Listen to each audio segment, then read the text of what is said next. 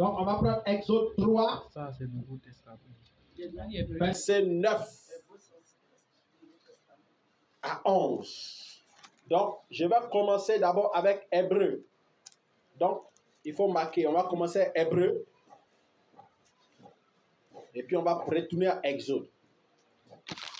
Donc, je peux démarrer la lecture. Hébreu 11, verset 24 jusqu'à 29. C'est par la foi que Moïse, devenu grand, refusa d'être appelé fils de la fille de Pharaon, aimant mieux être maltraité avec le peuple de Dieu que d'avoir pour un temps la jouissance du péché. Regardant l'opprobre de Christ comme une richesse plus grande que les trésors de l'Égypte, car il avait les yeux fixés sur la rémunération. C'est par la foi qu'il quitta l'Égypte sans être effrayé de la colère du roi, car il se montra ferme comme voyant celui qui est invisible. C'est par la foi qu'il fit la Pâque et l'aspersion du sang, afin que l'exterminateur ne touchât pas au premier-né des Israélites.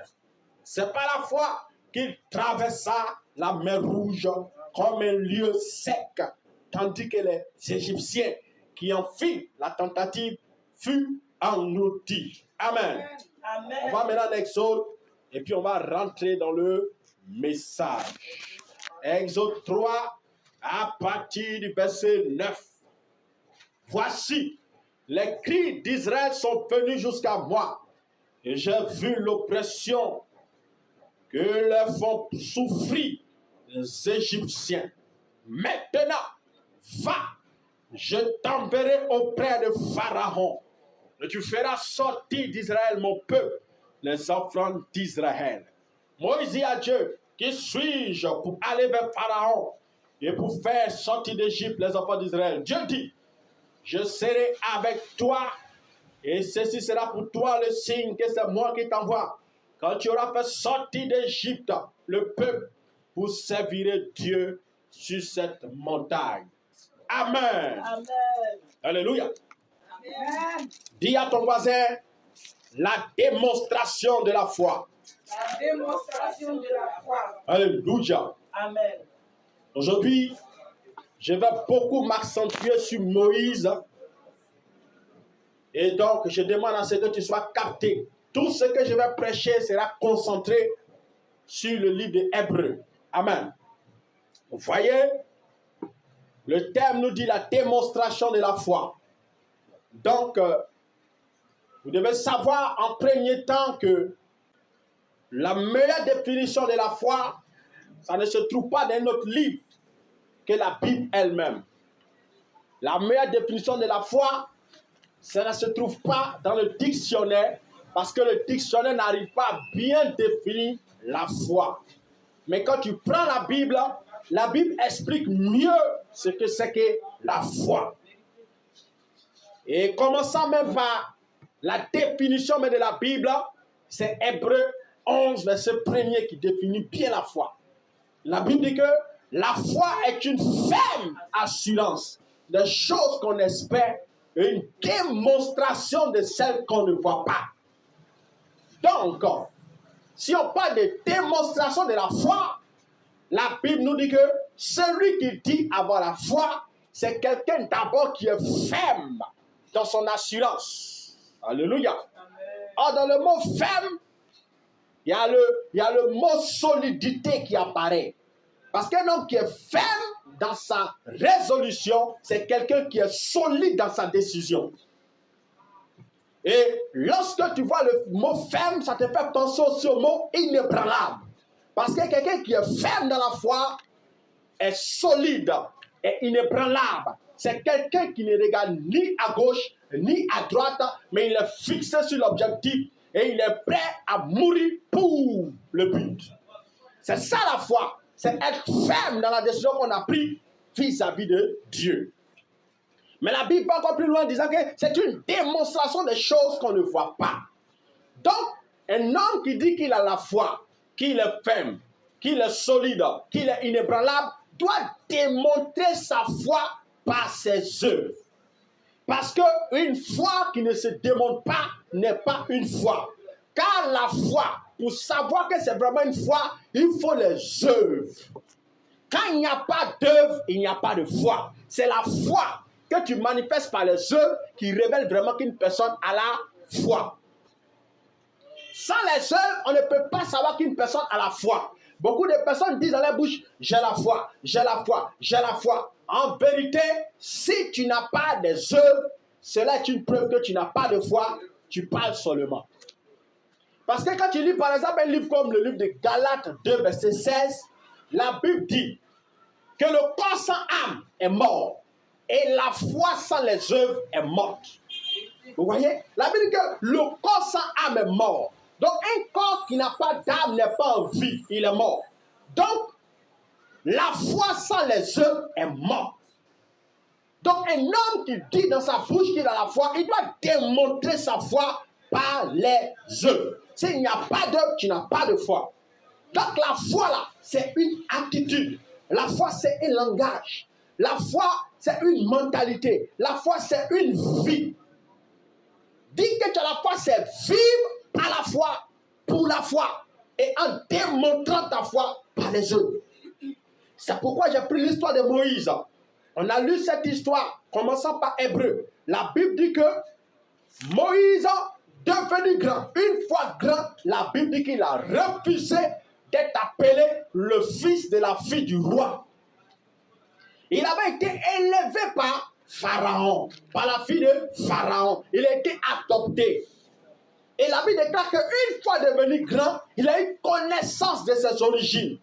Il a su d'où il venait. Il savait maintenant qu'il était israélite, qu'il était un peuple choisi, mis à part. Donc la Bible dit qu'il a refusé d'être appelé fils de la fille de Pharaon. Il a rejeté ce titre-là. Donc un homme qui a la foi doit rejeter de là où il vient. On vient tous du monde. Parce que l'Égypte qu'il a rejeté est le symbole du monde. Tous ceux qui disent avoir la foi doivent être capables de rejeter le monde comme Moïse. La Bible déclare qu'il était prince d'Égypte, avec toute la gloire de l'Égypte qu'il avait. Il avait toute la richesse dans ses mains. Il était le petit-fils de Pharaon.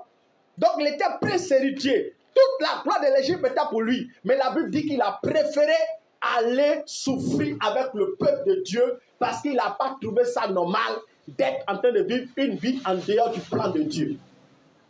Il a refusé la richesse de l'Égypte pour suivre Dieu.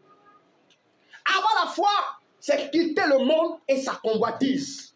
Un homme qui dit qu'il a la foi, qui est capable de sortir du monde pour vivre comme Dieu veut, n'a pas la foi. Déclarer par sa bouche qu'on a la foi n'est pas le signe qu'on a la foi. Ce sont nos œuvres. Moïse abandonne l'Égypte. Il abandonne la richesse et la gloire du monde de l'Égypte pour suivre Dieu dans la souffrance. Et d'ailleurs, quand il a laissé ça, la Bible dit qu'il est devenu berger. Il laisse tout l'or du monde pour aller travailler pour les gens. Un homme qui a la foi, même si une richesse qu'il a est une richesse pourrie, il doit être capable de quitter cette richesse pourrie, même si ça le bénéficie. C'est ça la foi. C'est pourquoi la Bible dit que n'aimez pas le monde et ce qui est dans le monde.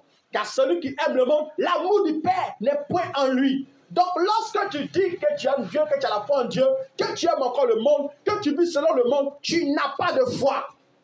Tu es un tonneau vide. C'est ça la Bible déclare que la foi sans les œuvres est morte. C'est inutile, la foi sans les œuvres.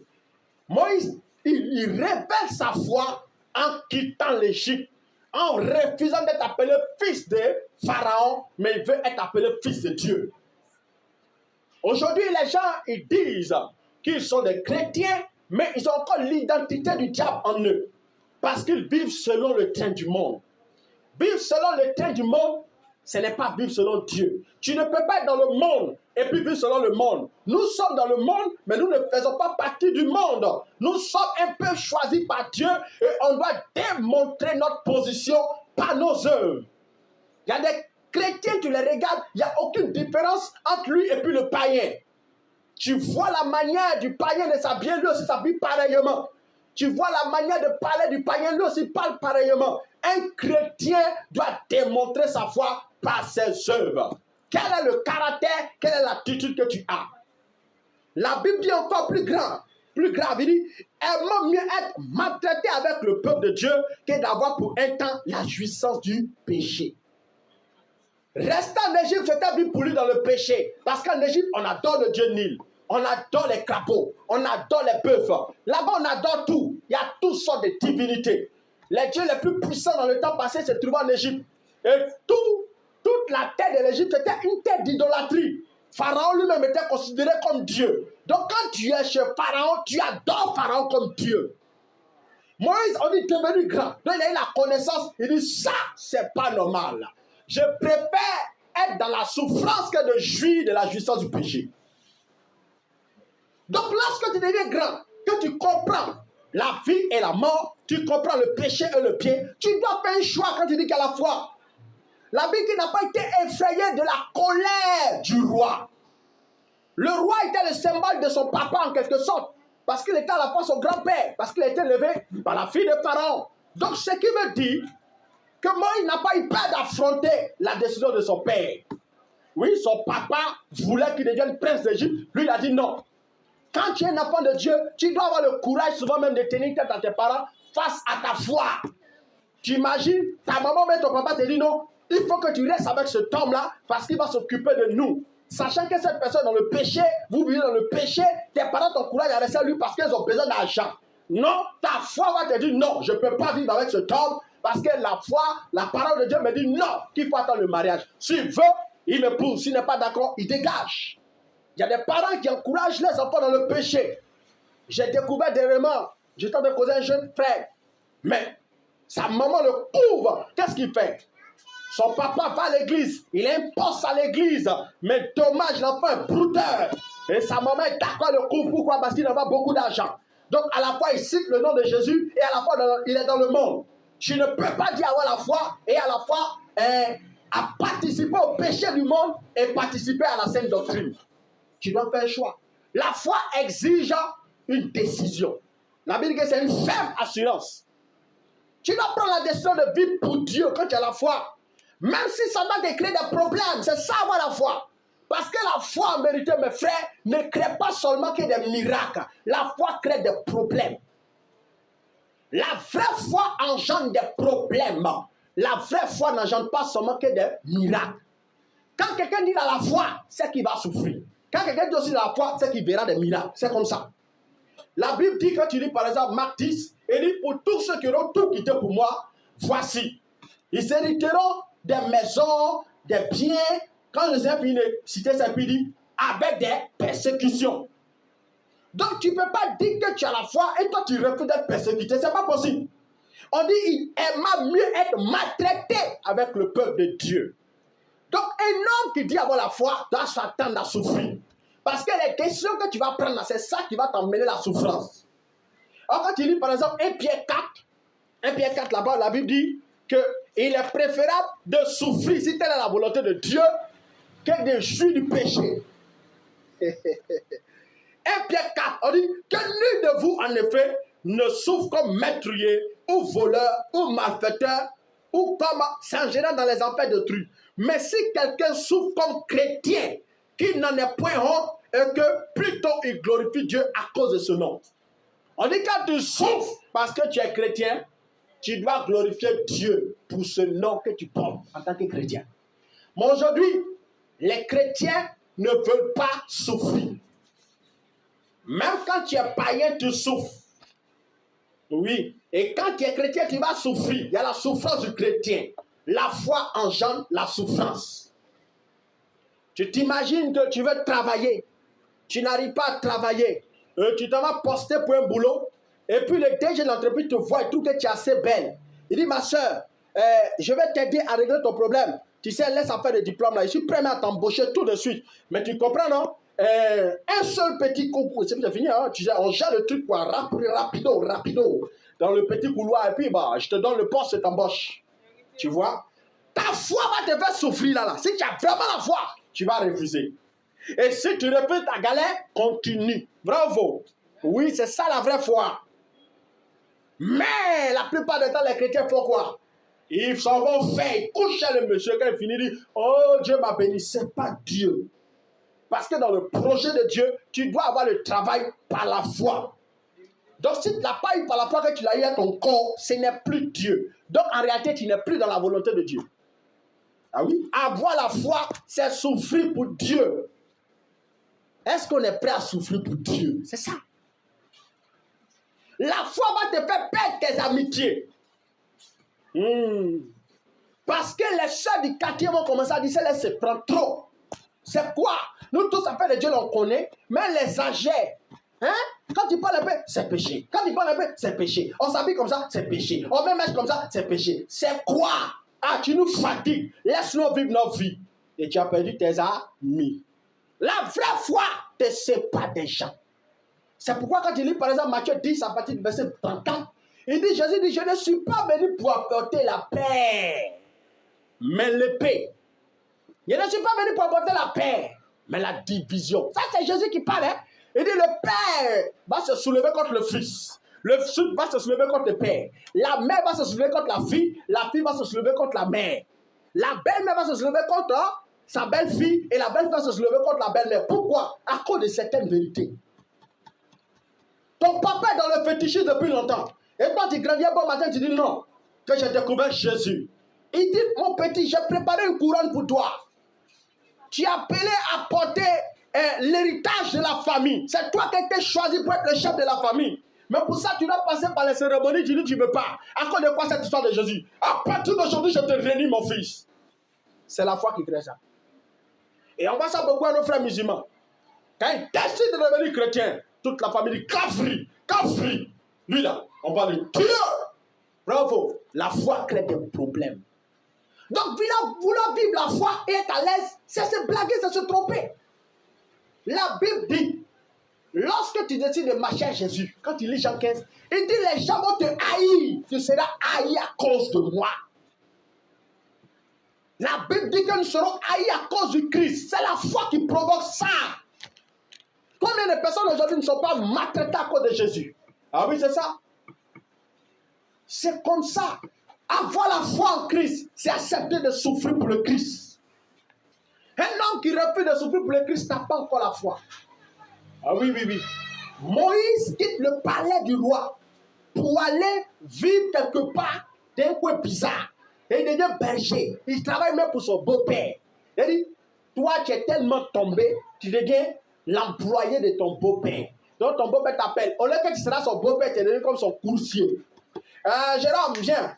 Je t'ai envoyé, tu allais payer un peu de trucs des herbes, des moutons. Jérôme, viens, je m'en vais, tu allais faire une course mon plat. Hein? Toi qui étais dans le palais, tu es devenu le coursier de ton beau-père. C'est la vie de Moïse qui était là. Mais Moïse dit qu'il préférait souffrir avec le peuple de Dieu que de jouir de la gloire de l'Égypte, qui était une gloire cachetée de péché. Est-ce que nous avons le cœur pour souffrir pour Christ? C'est ça. La Bible dit que Dieu a fait de nous des martyrs. Nous sommes comme la palévie de la terre. On passe sur nous comme on veut, on crache sur nous, on nous jure à cause du nom de Jésus. Mais il dit, réjouissez-vous. La foi va mener les problèmes dans nos vies. Les compréhensions autour de nous. Mais on doit accepter, c'est ça aussi la foi. Alléluia. Amen. Tu ne peux pas dire que tu as la foi et tu refuses de souffrir pour le Seigneur. Tu dois accepter de souffrir. Amen. La foi t'impose d'obéir à Dieu. Tu ne peux pas dire que tu as la foi et tu n'obéis pas à Dieu. Quand Dieu te donne un ordre, tu dois obéir. Même si ça va contre ta volonté. Je me souviens à l'époque que venait de me convertir, je vous dis ça toujours.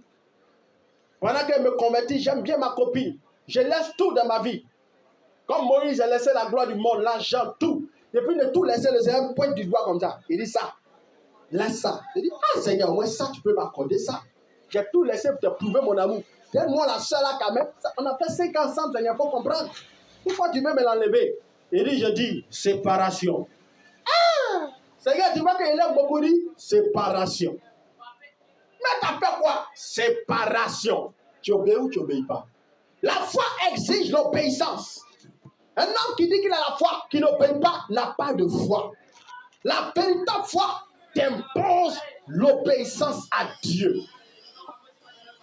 Comme Dieu peut te donner, comme le témoignage que je vous ai rendu un jour. Le Seigneur te parle et puis te dit, ne me point tes pieds en famille jusqu'à ce que telle personne meure. Ah oui, ça c'est la foi. Tu obéis à Dieu ou tu n'obéis pas. C'est compliqué. Avoir la foi, c'est obéir à Dieu. Le Seigneur te dit, ne mets plus tes pieds en famille. Jusqu'à quelle période? Il t'interdit même peut-être pour 2 ans. Il t'interdit pour 3 ans. Et puis il te dit, tant que telle période, telle chose n'est pas arrivée, tu ne vas pas. Et là-bas, il y a ton papa. Là-bas, il y a ta maman. Mais on te dit, tant qu'il n'y a pas encore une manifestation de telle chose, tu ne vas pas. Tu fais quoi? Comprends, tu vas commencer à avoir des problèmes dans ta famille. Et ta famille commence à t'appeler. Alors, mais toi, tu es méchant. Ton papa t'a mis au monde. Ta maman t'a mis au monde. Ça fait 2 ans, 3 ans, tu ne viens pas les saluer. Oh, vous êtes proches. Pourquoi ton cœur dit comme ça? C'est ça. Je vous dis ça parce que moi, j'ai vécu ça. Où mes propres amis m'appellent, me chutent. Mais tu es mauvais. Au point où mon propre grand frère mort, je pleure. Je ne peux pas partir. Les gens ne me comprennent pas. On dit, non, lui, son affaire de Dieu, il exagère. Il exagère. À partir d'aujourd'hui, lui, là, termineux. Et tu perds tes amis. Les membres de ta famille ne te comprennent plus. Ah, Moïse, là, ses parents ne comprenaient plus. Ses parents, c'était Pharaon. On dit, mais tu as quel problème? Tu es devenu prince. Il y a tout ici. Tu cherches quoi? Je dis, il va suivre Dieu. Mais il est devenu fou, un enfant là. Mais qu'est-ce qui ne va pas dans sa tête? C'est ça. Avoir la foi, il faut te préparer à te séparer de beaucoup de choses. Dieu va t'imposer la solitude parfois. C'est aussi avoir la foi. Tu obéis ou tu n'obéis pas. C'est ça. Tu croises un homme, tu l'aimes beaucoup. Ce monsieur-là, quand tu le regardes, tu sais que lui, là, à tout moment, peut changer ta vie. Tu pries et plaisir, me dis, c'est pas ton mari, quitte-le. Il n'est pas dit un prophète à dire. Tu entends bien la voix. Quand c'est comme ça, on dit c'est le prophète qui a dit. Non, non, non, non. Quand c'est comme ça, Dieu même va bien te parler toi-même. Tes oreilles là, tu n'entends jamais voix de Dieu, mais le jour, ça entend. Seigneur, oh, je croisé ce homme. Il va me rendre heureuse, il a beaucoup d'argent. Oh Dieu, permets le mariage. Ma fille, je ne suis pas dedans. Quitte-le. Hey! Seigneur, lui là, en laisse ce clin d'œil. Il peut changer ma vie. Je dis, c'est pas toi de lui. Aïe, aïe, aïe, aïe, aïe, aïe, aïe. Ah! La foi fait ça. La foi fait ça. Dieu te parle. Et tu entends la voix, ça te fait mal. Tu obéis ou pas. C'est ça. Un jour, il y a une vision. Dans la vision, Dieu m'a transporté en arrière. Au commencement du monde là-bas. Et puis j'ai vu Abraham et Isaac. Moi, Dieu m'a fait la grâce de voir ce genre de choses, de voir Jean-Baptiste, de voir Moïse. Vraiment, c'est la grâce que Dieu m'a fait. Il m'a beaucoup montré les anciens personnages. Et là, je vois Abraham devant moi. Je vois Moïse. Au moment, Abraham et Isaac. Au moment où je les vois, je suis content. Je dis, Abraham, dans notre temps là-bas, là, le Messie est venu. Moi, ici, c'est pressé, je vais lui raconter tout. Moi, il a fini de faire mes bavardages. Et puis, quand Abraham ouvre la porte et la bouche, il me dit une seule chose. Il dit, obéis à Dieu. Puis, paf, la vision s'arrête. Waouh. Quand Messie a dit, waouh, ce gars, c'est un gars terrible, vraiment. Hein? Ah, mais c'est ça. Obéir à Dieu, vous imaginez? Dieu lui dit, donne-moi ton seul enfant, ton unique enfant. Ça, c'est la voix. C'est aussi la voix. Donne-moi l'enfant, je le veux en sacrifice. Hey, Seigneur, mon seul enfant que j'ai cherché pendant toute ma vie, que c'est devenu vieux, j'ai 100 ans. J'ai 100 ans, Seigneur. L'enfant que j'ai tant cherché. J'ai jeûné, j'ai prié, j'ai fait des offrandes de folie. L'enfant est dit, mon fils, donne-moi Isaac. Hey. Ah, s'il n'avait pas la foi, il allait renier cette pensée. Et je vous assure, le peuple d'Israël dont on parle aujourd'hui n'allait jamais exister. Parce que l'existence du peuple d'Israël, jusqu'à ce que le Messie vienne, qui meurt, était rattaché à l'obéissance d'Abraham. Dieu allait être obligé d'aller chercher un autre Abraham pour recommencer les choses à zéro. Mais la Bible déclare qu'il a cru.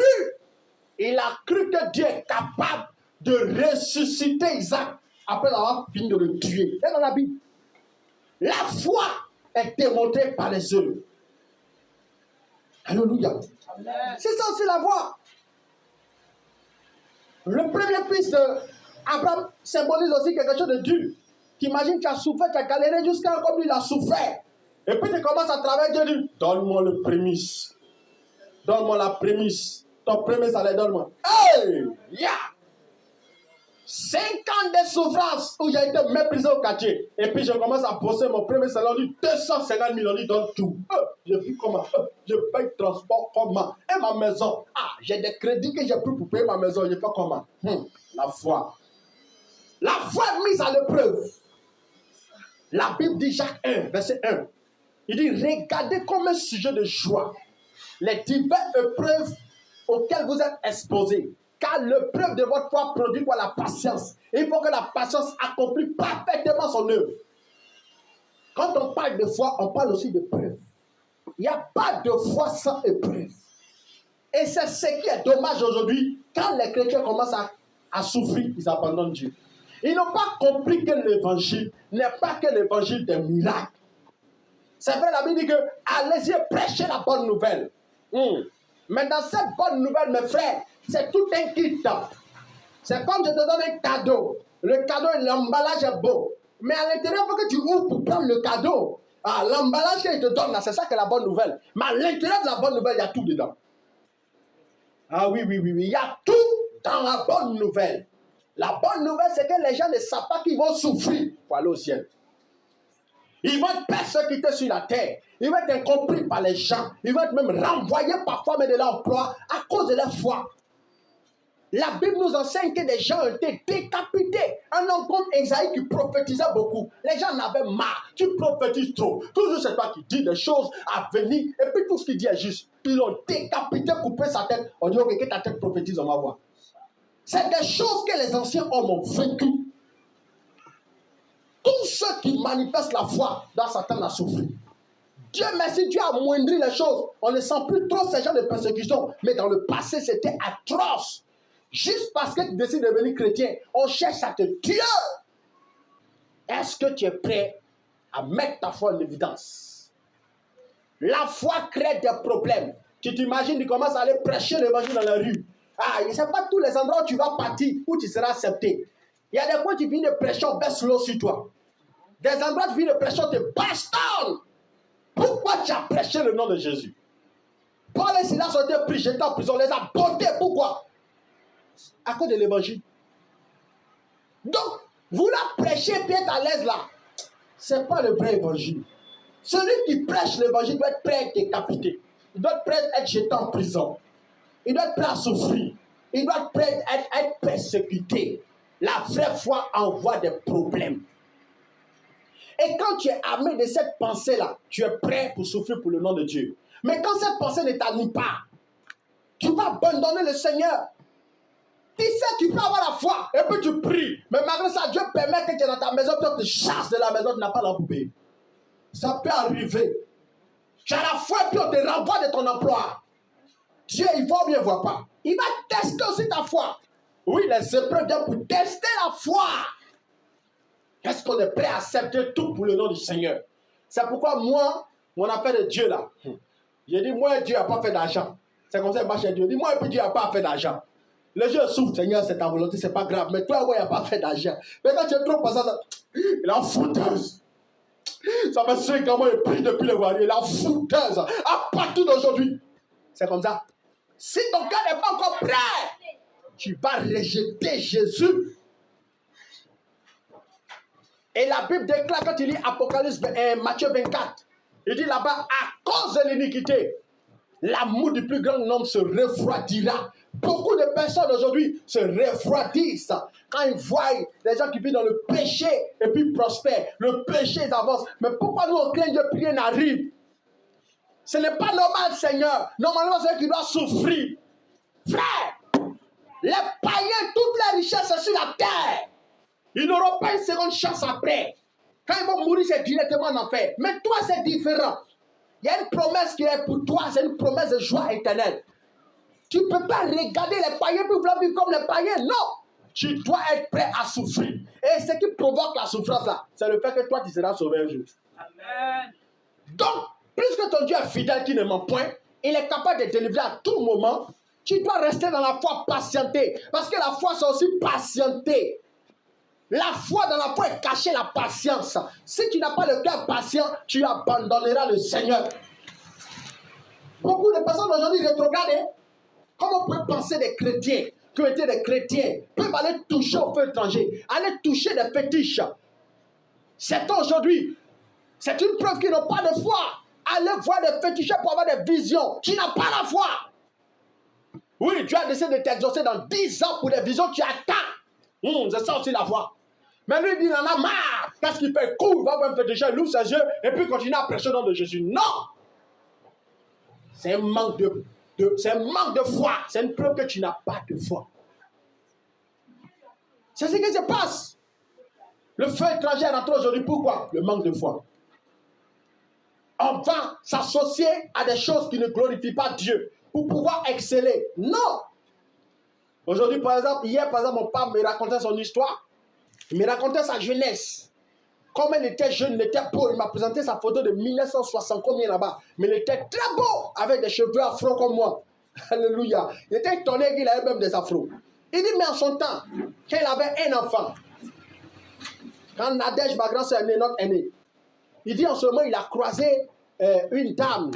Il dit, la femme s'appelait Tewa. Lui, il était puissant guitariste, un puissant guitariste. Donc, toutes les femmes l'aimaient, mais la femme laquelle a croisé, elle lui dit, toi, tu es trop beau, tu joues trop bien la musique. Je suis prêt à t'aider, mais tu dois devenir mon mari. Une jeune femme belle. Elle dit, aujourd'hui, même tu acceptes même de sortir, moi, je te donne 50 millions. Mais si tu veux mettre dans 100 millions, je suis fan. Et puis, écoute, viens voir ma maman pour l'expliquer. Maman dit, mais si c'était moi-même là, moi, j'ai donné. Même si c'est 10 millions, j'ai me donné. Toi, tu es beau, tu n'as rien. Et puis, quelqu'un va te sauver, tu dis non. Il dit, je ne peux pas faire ça pour mes enfants. Mais un enfant que j'ai fait déjà avec 2 là, je ne peux pas gâter la vie à cause de ça. Il y a la mentalité, mon papa. C'était un païen. Mais regarde sa mentalité. Il refuse de prendre 50 millions. Donner son corps à une femme. Hey! Il ne connaissait pas Jésus, mais il y a la dimension de sa pensée. Nous, les chrétiens, on n'est pas prêts. Là, même le bishop, il risque de rétrograder. Depuis dans le ministère, rien ne va. Je suis dans les cabanes, c'est chaud. Une voix apparaît. Elle me dit, je donne 100 millions, tu touches mon corps. Oh! Seigneur, pardonne-moi. Depuis le prix, il n'y a pas d'exaucement aujourd'hui, là. Le ministère va changer. Voilà. Et puis, tombe la go. Même les bishops tombent. Alléluia. Vous voyez, c'est ça la foi, hein? La foi, c'est savoir si dire non à une opportunité qui n'est pas de Dieu. Une opportunité qui ne vient pas de Dieu, tu dois la rejeter. Pourquoi? Elle va contre ta foi. La foi sans les œuvres est morte. Vive par la foi, mes frères.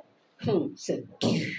La Bible dit que ceux qui ont possédé ça dans le passé ont eu un grand témoignage. Le Moïse a donné un grand témoignage. C'est pourquoi aujourd'hui, on parle de Moïse, d'Abraham.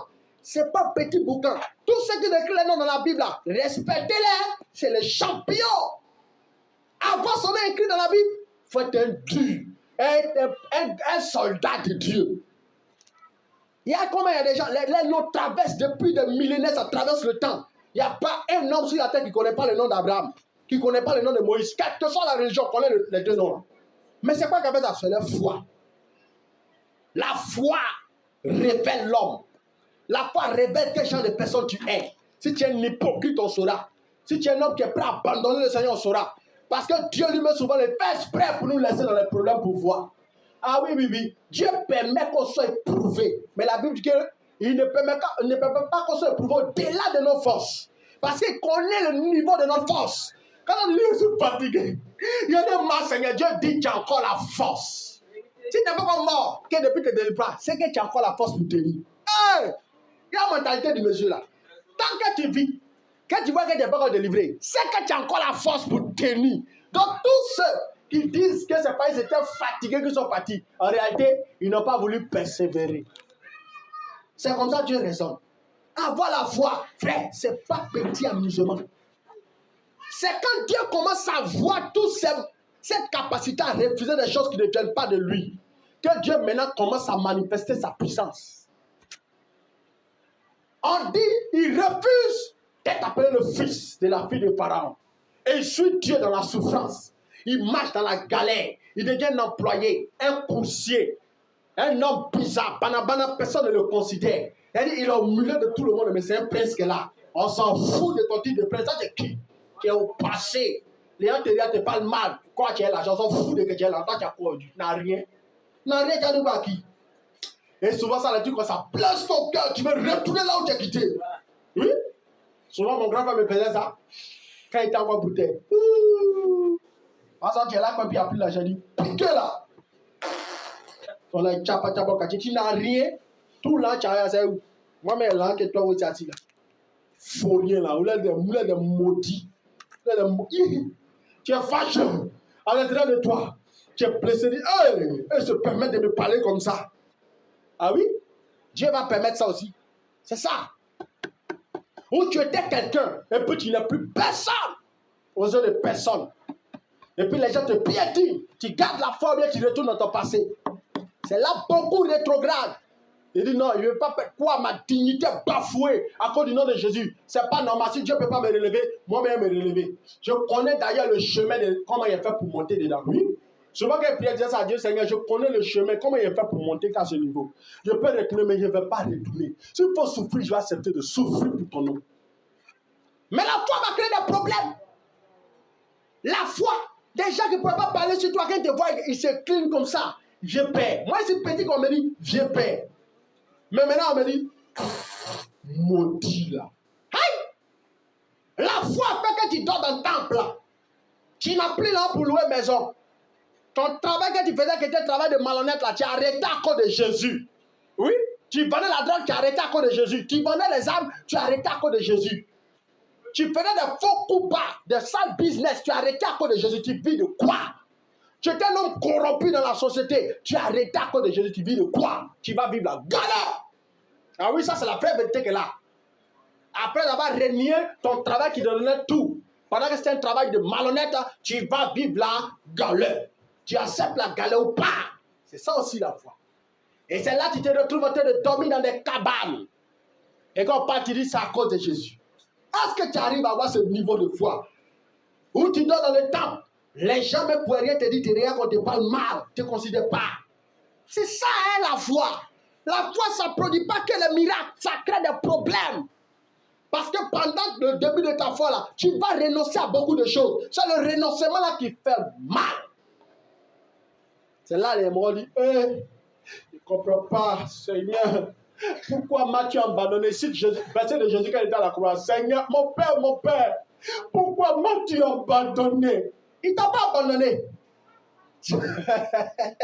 C'est ta foi que tu as été révélé comme ça à Dieu. Et Dieu va laisser les choses se faire. Mais après ça, c'est là que vient maintenant ce qu'on appelle la puissance. Quand Dieu commence à avoir ce temps de preuve, que malgré ça tu pries, tu jeûnes, tu souffres, mais tu pries, tu souffres, tu pries, tu souffres, tu pries. Commence à envoyer maintenant l'onction qui a t'élevé. Moïse, il laisse tout. Il va en Égypte. Et il va chez son beau-père. Il est là-bas. La Bible dit qu'il monte sur la montagne de Sinaï. C'était son habitude. Il aimait aller là-bas pour aller prier chez Dieu. Oh Dieu d'Abraham, oh Dieu d'Isaac, Dieu de Jacob. Oh, tous les jours, il est là-bas, il prie. Quand il va perdre les troupeaux, il prie. Il va perdre les troupeaux, il prie. Il va perdre les troupeaux, il prie. Il va perdre les troupeaux, il prie. Souviens-toi de moi, Père. Je t'ai pris Égypte. J'ai rejeté le monde pour toi. Aujourd'hui, j'ai abandonné le péché. J'ai abandonné l'idolâtrie. Je n'adore plus Pharaon. Oh Dieu, révèle-toi à moi tous les jours. Et Moïse a fait ça pendant combien? 40 ans. La patience. Quand Moïse sort d'Égypte, il a 40 ans. Quand Dieu va commencer à le visiter, il a 80 ans. Oh, c'est ça l'histoire de Moïse. La patience. La foi exige la patience, le temps. Le temps. C'est ça. Aujourd'hui, nous, on commence un ministère. En 2 ans, on va avoir 10 000 membres. 10 000 membres. Dieu peut faire. Mais il n'est pas obligé de faire. C'est lui qui décide. Hier, il est en train de réfléchir, puis il a dit, regarde. Dans ma pensée, il dit, regarde. Je pense que c'est Dieu. Dans un match, une équipe a 22 joueurs. Et parmi les 22 joueurs, il y a 11 toujours, mais sur le terrain, c'est les très bons joueurs. Mais tu penses que sur le banc de touche, il n'y a pas plus fort? Il y en a plus fort, mais on les réserve pour un temps. Ils vont venir pour décanter la situation à un bon moment. Donc, moi, Dieu, je ne peux pas me permettre de jouer toutes mes pièces en même temps. Vous êtes comme mes pièces. Certains, c'est le temps. Ils doivent briller pour que l'évangile avance. Et d'autres, ils doivent être en réserve. Autant que je les mets aussi sur le terrain. C'est comme ça. Donc, chacun doit attendre son temps. Souvent pour d'autres doit attendre 10 ans, d'autres doit attendre 7 ans, d'autres doit attendre 20 ans, d'autres doit avoir 15 ans, 15 ans. Et pendant ce temps, tu vois tes amis, ils avancent. Le avance dans leur vie. Ils font bénédic. Ça marche. Bénédic. Toi, quand tu vas, moto, ça tape moto. Tu souffres. On te chasse ici, on t'envoie dans le désert. Après, on te chasse, on t'envoie dans la cabane. Tu es fatigué au point, tu es fatigué. Oh Seigneur, pourquoi m'as-tu abandonné? C'est ça, l'épreuve de la foi. Dieu n'est pas comme prêt pour te révéler, tu attends. Parce que sachez-le bien, Moïse voulait délivrer le peuple d'Israël avant le temps de Dieu. Oui. Au départ, quand le ciel de Dieu l'a saisi et qu'il a décidé de quitter l'Égypte, qu'est-ce qu'il a fait? Il a voulu monter un coup d'État. Pour dire, il y en a marre, mes frères souffrent. C'est pas normal. Lui, il était chef militaire, un prince qui connaissait la guerre, il a fait des études. Donc, il veut former un coup d'État de quelques personnes là. Il voit, il y a un parmi eux là qui tue un de ses frères. D'abord, c'est un Égyptien qui a tué, qui a frappé un Israélite. Ça l'a énervé, il a botté le gars, tué le gars, enterré ça sur le champ. C'était un message pour lui dire, soyez prêts, on va faire la guerre pour sortir de là. Je suis votre leader. Il y a un qui dit, toi, qui t'a établi chef sur nous? Hein? Quand il a dit ça, il a compris qu'ils ont déjà fait le CR au pharaon. Que Moïse a tué quelqu'un parce qu'il voulait délivrer le peuple. Oh, Moïse a pris cheval. Coup d'État n'a pas marché. Moïse avait déjà la pensée de vouloir délivrer le peuple il y a longtemps. C'était pas encore le temps. Il voulait prendre les armes physiques. Pistolet, calache, bois, flèche. Alors se battre pour être libéré. Ce n'était pas le temps. Quand ce n'est pas encore le temps, tu forces, ça ne va pas. Tu fais tout, ça ne va pas. Tu pries. Ça ne bouge pas. Rien que tu fais, mon frère, prie seulement. Mais pour l'instant, ça ne bougera pas. Ah oui? Dieu va exaucer certaines des prières et à d'autres, Dieu garde ça en réserve. Tu dois comprendre ça aussi. C'est ça aussi la foi. Quand tu pries pour une chose, tu as persévérance. C'est pas que tu perds. Dieu dit, attends. Tu dois attendre.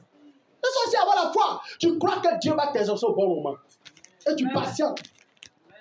Mais après les 40 ans de formation de Moïse, mais les choses extraordinaires se sont faites. La Bible qu'il a passé, Hébreux 11, verset 29, qu'il a passé avec le peuple d'Israël, traversant la mer Rouge, marchant à sec. Ce qui a provoqué tous ces grands miracles dans la vie de Moïse, c'est sa persistance, sa patience, sa résolution, sa fermeté, sa solidité dans le but qui s'était pisté en Dieu. C'est pourquoi le jour où Jésus, l'Éternel a décidé de pouvoir délivrer le peuple, il n'est pas allé chez quelqu'un d'autre. Il allait chercher Moïse. Pourquoi? Moïse avait fait ses preuves de sa foi. Où sont les preuves de notre foi pour que Dieu nous utilise? Aujourd'hui, on n'a aucune preuve de la foi. Et puis on veut que Dieu nous utilise. C'est pendant ton parcours de souffrance que ton côté pasteur se révèle quand tu es pasteur. Alors, ce que je vous prêche aujourd'hui, c'est depuis que j'étais jeune dans la foi que j'ai commencé à apprendre les choses de Dieu. Donc Dieu, il va te former comme ça. Pendant que tu souffres, il te fait composer des chants, il te fait composer des messages, il te fait comprendre la Bible. C'est en ce moment-là qu'il te forme. Tu dois comprendre ça. Dieu ne va jamais opérer des miracles à toi s'il n'a pas vu ton cœur, s'il n'a pas pris le temps de te former dans la galère, dans la souffrance, dans les épreuves de la foi. C'est ça. Je me souviens, en ce moment, je voulais, Seigneur, oh Dieu, utilise-moi dans la délivrance. Il s'est passé avec 24 ans. Il faut me voir. Je saute de prier. Et je prie. Et je prie. Et je prie. Et je prie. Ah, je ne comprends pas. Dieu me donne des visions, je vois. Il y a un ange qui vient, quand il touche, il entend. Mais quand il touche là, l'esprit va comme. Il ne bouge pas. Il dit, mais Seigneur, comment il va monter dans lui? Pas, il a pris. Prie. J'aime. Va au-delà de ce que tu fais. Tu ne fais rien de bon, c'est toi qui veux qu'il t'utilise. C'est là que j'ai commencé les prières, les chaînes accélérées. Je prie, je chaîne. Mes frères, tous mes prières là, les choses ne bougeaient pas. Dieu voulait ça comme ça. Mais quand j'ai commencé à comprendre les choses, commencé à prier sérieusement comme Moïse, tu montes sur la montagne, tu pries, tu pries, tu pries. Parce qu'en fait, la foi t'agit de la prière, mais souvent la prière de la patience aussi. Parce que Dieu peut vouloir te visiter. Mais la prière que tu fais chaque jour là, c'est ça qui a déclenché ce qui doit changer ta vie. Donc, si tu arrêtes de persévérer dans la prière que tu fais chaque jour, là, tu n'as pas vu le miracle. Tu imagines, chaque jour tu es ici, Seigneur, agis, agis, agis, agis. Depuis 1 an, tu es dessus. Un exemple qui prend. Maintenant, bon matin, tu arrêtes de venir parce que tu es fatigué. L'ange qui venait à chaque fois quand tu priais, il est là. Et il t'attend. Un jour, tu ne viens pas. 2 jours, tu ne viens pas. Ah, il est découragé. Or, peut-être même si c'était le temps où Dieu devait te communiquer la chose. Comme Moïse avait allé sur la montagne, il a dit qu'il a vu le buisson Adam. Un temps est venu, quand il avait maintenant les 80 ans, il a vu le buisson Adam allumé. Il dit, mais c'est quoi ça là? Comment l'arbre là, il y a le feu dedans, mais ça ne brûle pas. C'est bizarre. Attends, il m'a approché par le bois. Qu'il s'approchait, il entend maintenant. Moïse, Moïse. Alléluia. Tu dois rester là, dans le même endroit, dans la même position. Tu souffres, mais tu es dans la même position de prière. Ça va pas être dans la même position de prière. Ça va être dans la même position de prière. À force de persister dans la prière, la foi, la prière. Un bon matin, tu entends Moïse, Moïse. Il est là maintenant. Alléluia. C'était comme ça. Je dis non, Seigneur, je te servi. Tu m'as choisi pour ça. Tu m'as enlevé dans les ténèbres pour ça. Me voici. Moi, je suis mon zèle là. Je suis comme Pierre. Je suis fougueux pour toi. Prêt à mourir pour ton nom. Il a dit, je suis dedans, Dieu ne veut pas. Il ne veut pas. Et puis quand il me marie, elle ma femme. Je dis, ma femme, je t'avais prévenu. Il t'a dit, si tu marches à moi, c'est l'œuvre de Dieu. Dieu a permis qu'on se marie. Donc si on est marié, c'est le temps pour servir Dieu. Ma femme n'a pas le temps de dire, non, c'est le temps. Dieu ne m'a pas parlé, il dit, c'est le temps. C'est le temps. On va servir Dieu. On va servir Dieu. Et puis quand moi, Dieu avait été très sérieux, c'est parce qu'il a dit de tout jeter pour commencer. Il avait me parlé de mon fils. Maurice, c'est dans 2 ans. Je suis refroidi comme moi. Il dit, moi, je ne te comprends pas quoi. Toi, tu as croisé un Pierre comme moi. Quelqu'un qui est prêt à mourir pour ton nom. Toi, tu le nom futur seulement. Il avait dit ça, hein? Il était terrible dans mon zèle. Et puis l'année là, maintenant, on est dans 2 ans. Toute l'année ici, les jeunes sont même plus attendre la voix de Dieu. Seigneur, c'est quand? C'est quand? Dis-moi, c'est dans quel mois? Dieu ne me parle pas. Je prie. C'est dans la même année là, quand on m'a proposé d'un policier, il ne devait pas payer 5 francs. Il a dit, bon, donc, a tout fait. Il avait un ami colonel qui avait une place, il devait rentrer d'un policier. Il m'a parlé ça, mon petit, il a vu que tu es bien. Faut venir, tu es un bon gars, oh, viens te faire rentrer, il ne rentre pas là-bas. C'est le temps du ministère. Je ne sais pas c'est quand, mais moi je ne rentre pas. L'œuvre de Dieu m'attend. Moi je dois servir le Seigneur. Aïe, je préfère être serviteur de Dieu que de devenir ministre. Arrêtez de prêcher l'évangile. Parce que j'ai compris ce dans quoi Dieu m'a mis. Je suis né pour servir Dieu. Et puis j'attends. 22 octobre, j'entends une voix doucement comme ça. Il est l'heure. Il dit, maman, prépare-toi à souffrir, je t'avais dit. La pauvre dame. Il dit, on commence à monter kamikaze, plein temps. Non, laisse-moi. Quand on a commencé le ministère, maintenant, je vois que c'est pas comme je pensais là. Ah, Dieu a son plan. C'est ça. Même si tu as le zèle, Dieu va aller à lui son rythme. Il va t'utiliser comme il veut. Quelles que soient tes prières. Donc tout ça là, tu dois accepter. C'est la foi.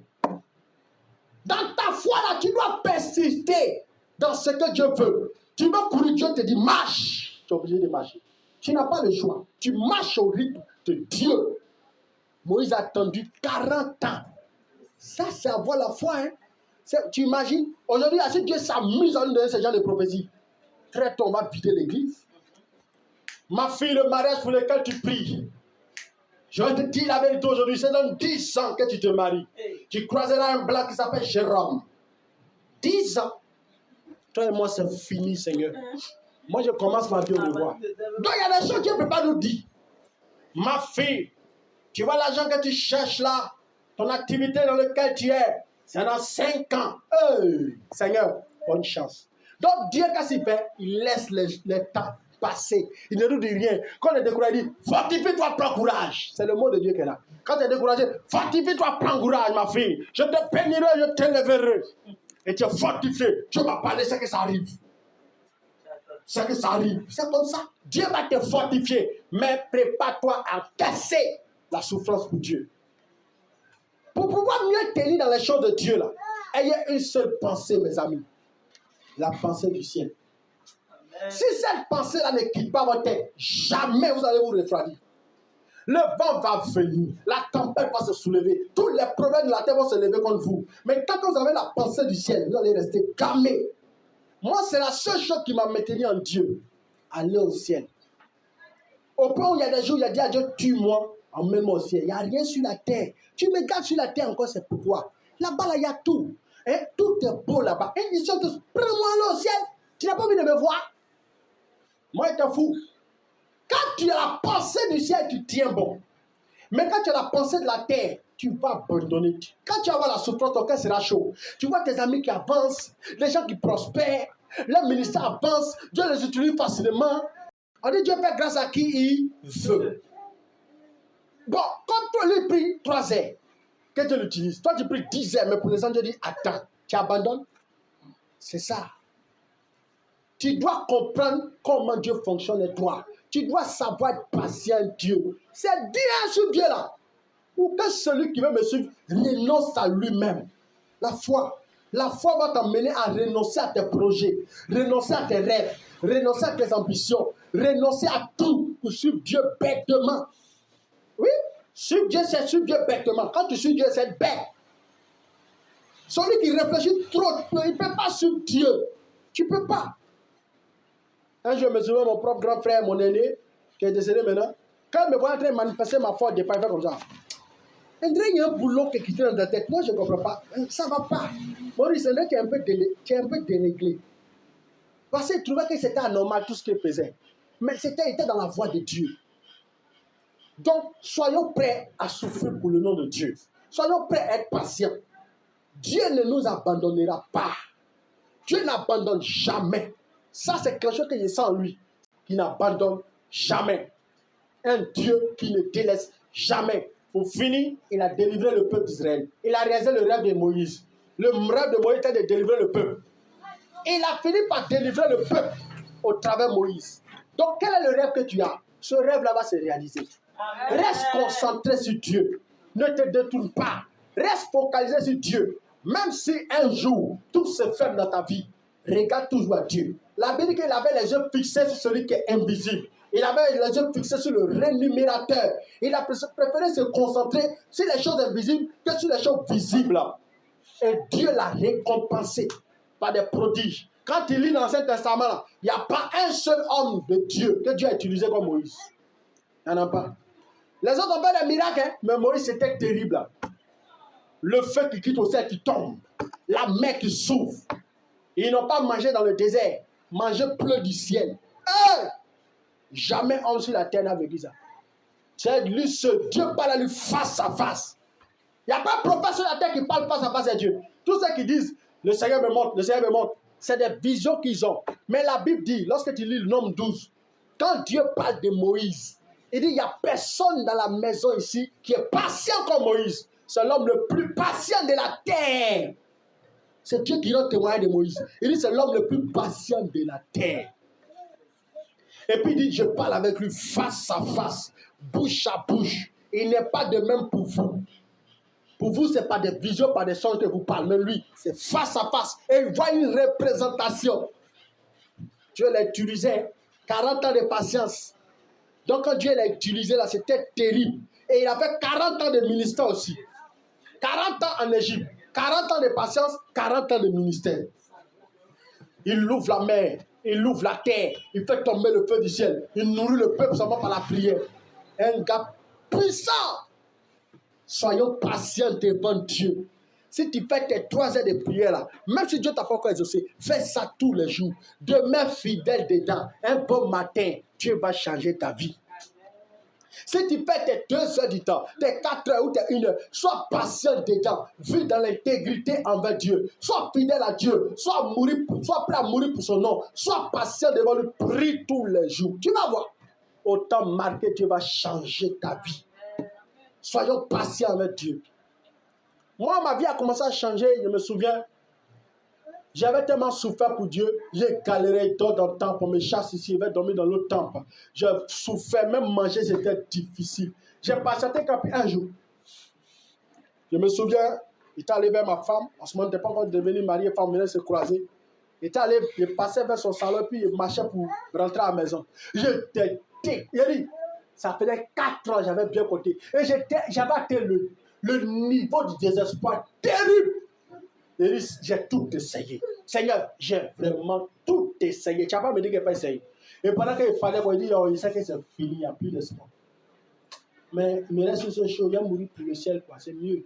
Sinon, c'est fini. C'est comme ça qu'il disait.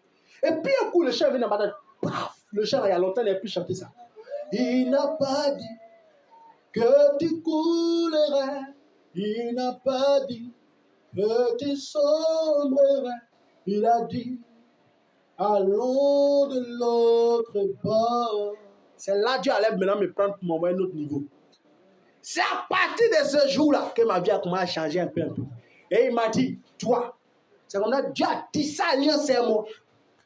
Et de toutes les fois, ta vie sera dure. Moi, Dieu, je vais tendre ma main. J'ai vu ta souffrance pour mon nom. Tu n'as pas renié mon nom, malgré tout ce que tu as vécu. Tu es resté fidèle, toi. Quels que soient les problèmes, je serai toi dedans. Alléluia. Il y a ce que nous on tisse comme alliance avec Dieu, puis il y a ce que Dieu tisse alliance comme nous. Quand nous sommes patients dans la foi avec Dieu, Dieu tisse alliance avec nous. Soyons fidèles. Et Dieu nous bénira au temps marqué. Amen. Que Dieu vous bénisse. Donc tu vas prier ce matin.